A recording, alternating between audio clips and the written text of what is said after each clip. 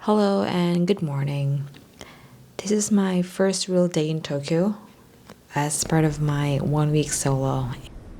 Before I start my bike route, let's go to Atago Jinja. Of course, not a minute to this morning walk yet and I'm already distracted by the beautiful light, which quickly led to getting lost entirely. Well, we get pretty sunshine in Singapore too, in this time of the year. More like in December, but I think it's been raining over there the past week, so let's move on and say our prayers.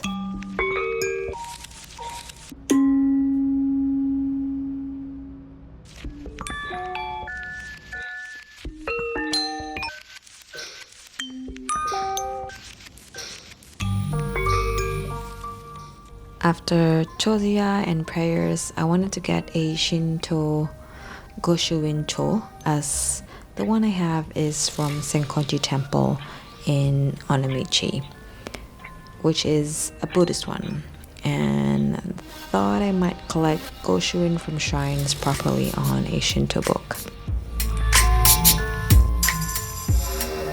So I'm just enjoying the full showcase of fall on my way back.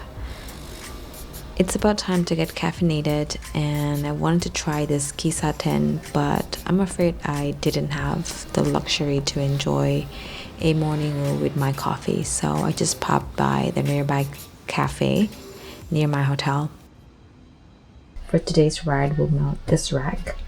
We'll bring some gloves and of course the camera with the 35mm, some eggs for breakfast, and yogurt. Let's go.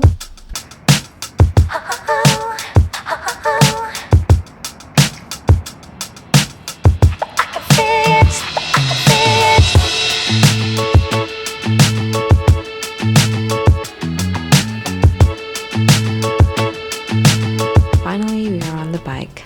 Let's go see different spots for ginkgo trees, shall we?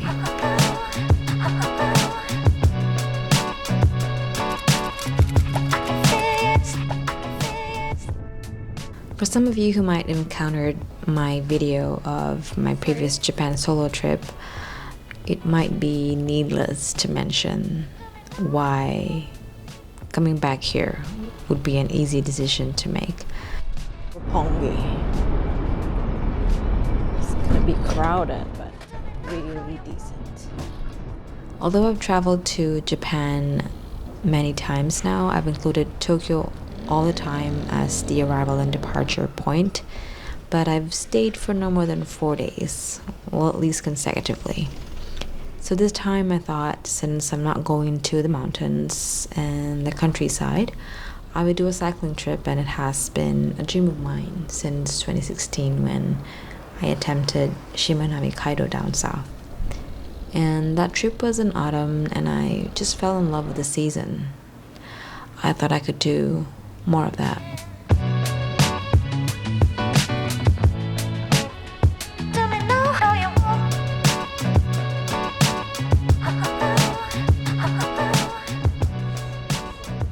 As much as I love the countryside's slow pace, I was worried that I might be too easily distressed over crowds, and especially now with over-tourism.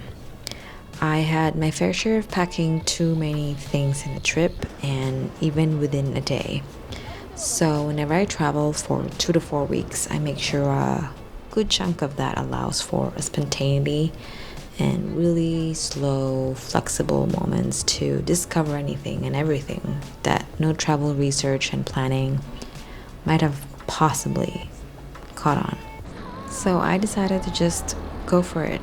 Just plan minimally since it's just Tokyo and maybe 1 day trip out, and that's it.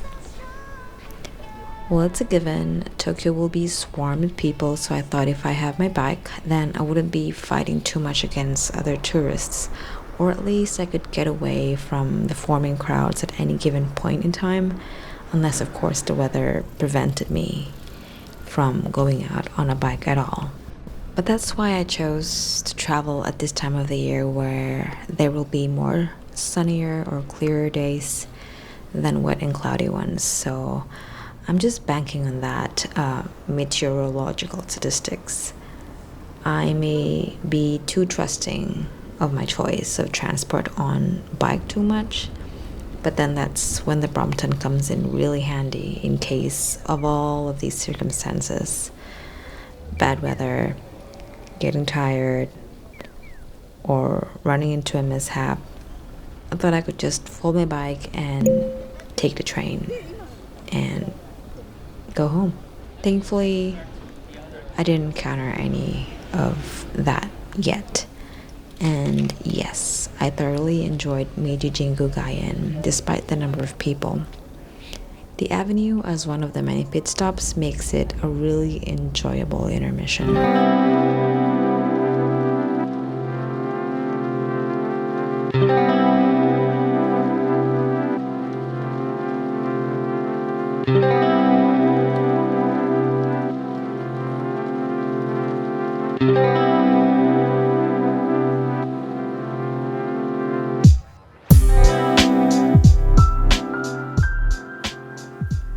First stop is the famous Meiji Jingu Gaein. For obvious reasons, it becomes this majestic golden tunnel of vibrant, happy yellow. It was crowded, and not that we don't know that already before coming here, so might as well enjoy it.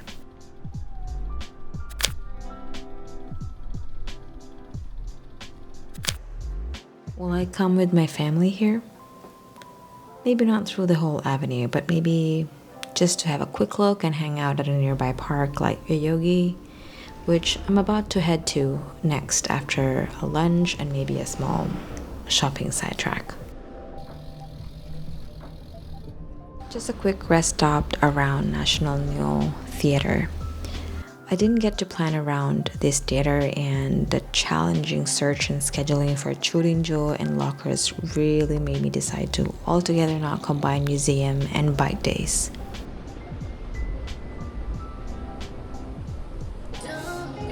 Funny how I marked this street as a no-go in my map, but still ended up here as an essential stop. I was skeptical about the price of the biggest locker size at first, in whopping 800 yen, but it turns out the price living in my head is just way too outdated. It was actually not a bad deal for an automated system that gives you option to unlock by your IC card or by the good old cash issue ticket.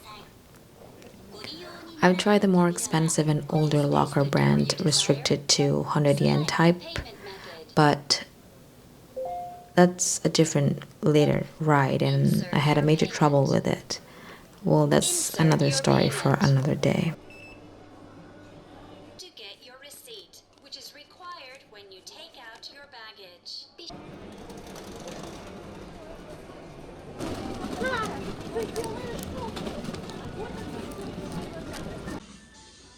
This was totally unplanned, but I'm happy to have discovered this Japanese cosmetic retailer, Cosme. I needed some nail polish remover, so I just picked up one and maybe some others. So it's about time to have lunch now. Let's go to Afuri in Harajuku.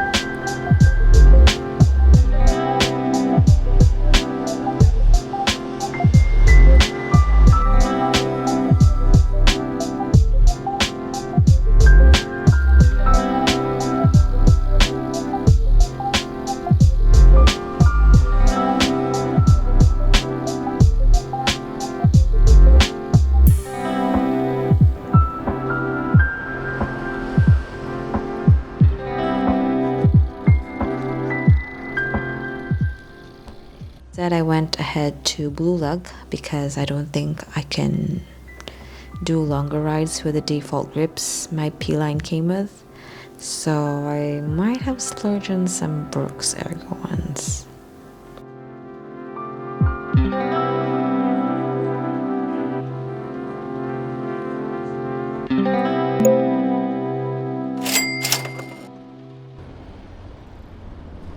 Finally, let's check out Yoyogi Park on a cold, quiet evening, shall we?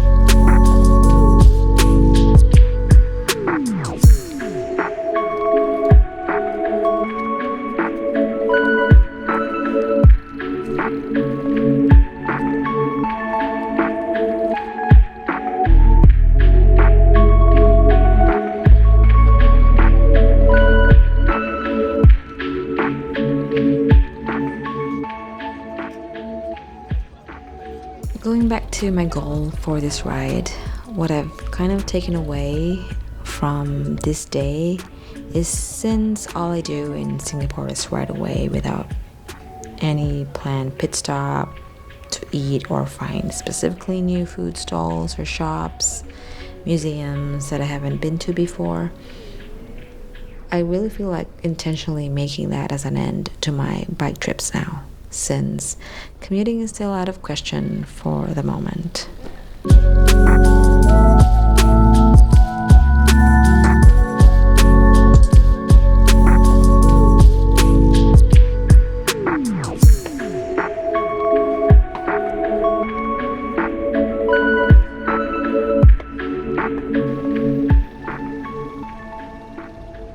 As long as it took me to get down to editing this video, I'm happy to relive this day again and share it with you. I feel grateful and I'm halfway through my next ride along the riverside. But for now, have a Merry Christmas and happy celebrations.